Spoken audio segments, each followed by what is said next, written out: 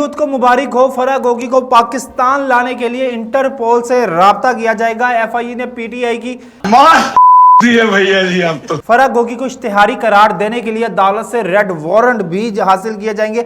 इमरान खान ने जेल भरो तहरीक खत्म करने का ऐलान कर दिया। अगर जेल भरो तहरीक को एक लाइन में डिफाइन करना हो तो हम कहेंगे ये तो टट्टी है। इलेक्शन कमीशन पर लाजिम था कि वो 120 दिन के अंदर अंदर एक्शन लेता। इस्लामाबाद हाई कोर्ट का कहना है कि टेहरियान के हवाले से इमरान खान ने तफसीलात को छुपाया तो इलेक्शन कमीशन पर लाजिम था कि वो 120 दिन के अंदर अंदर एक्शन लेता। उसने क्यों एक्शन नहीं लिया ये हमें नहीं पता, लेकिन अब एक्शन जरूर लिया जाएगा।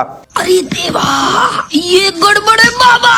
राना सनाउल्लाह कहते हैं कि इमरान खान को हम गिरफ्तार करने की कोशिश करेंगे, क्योंकि जिस तरह से इन्होंने अदालतों पर हमला किया और जैसे ही अदालत में पेश होने लगते थे तो पहले ही कारकुनों को एक मैसेज छोड़ दिया जाता था कि कारकुन अदालत पहुंचे, इनके साथ काफिले की सूरत में अदालत पहुंचे और वहां पे कारकुनान ने जिस तरह से अखलाकियात की धज्जियां उड़ाई, कभी कैमरे तोड़े, कभी गेट तोड़ दिया, कभी पुलिस वालों के साथ हाथापाई करी या कोई भी इस तरह का सरकारी इमलाक को नुकसान पहुंचाया, तो उन्होंने कहा कि इसका मुकदमा दर्ज कर लिया गया है और हम इस केस पर इमरान खान को जरूर गिरफ्तार करेंगे और राना सनाउल्लाह गिरफ्तार करके ही रहेंगे जिस तरह से वो पीछे पड़े हुए हैं। मस्त प्लान है। उनका कहना था कि राना अदालतों ने जिस तरह से इमरान खान को और रिलीफ दिया, जिस तरह से नाज नखरे उठाए, बदले में इनको क्या मिला, क्या नतीजा मिला कि ना हो तो उस इंसान में कोई इखलाक है और ना ही इंसानियत है। बात तो सही है। टेहरियान की जो हवाले से जो केस है ना, हम पहले भी कहते थे कि टेहरियान की जो वालदा है ना सीता वाइट, जो उसकी अम्मी है, वो इमरान खान को नाअहल करवा के छोड़ेगी।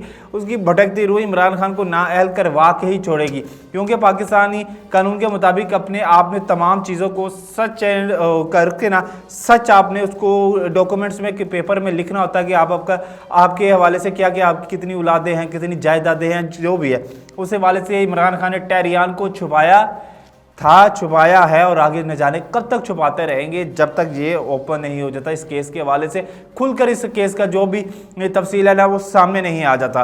अब फराह गोगी को पाकिस्तान लाया जाएगा, क्योंकि इंटरपोल के ज़रिए जब लाया जाएगा तो फिर सारा इमरान खान का कच्चा छट्टा खुल जाएगा। उसके जो भी करप्शन के फराह गोगी कितना मुलविस है उस हवाले से सारे पर्दे उठ जाएंगे।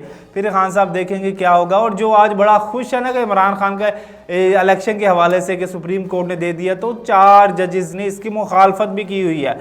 2 वो जो इस बेंच में शामिल थे और 2 वो जो इस बेंच में शामिल नहीं थे।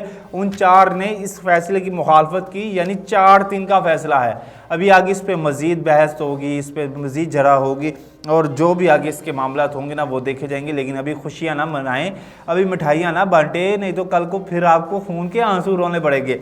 और इंशाल्लाह आपसे बहुत जल्द मुलाकात होगी। अल्लाह निगहबान।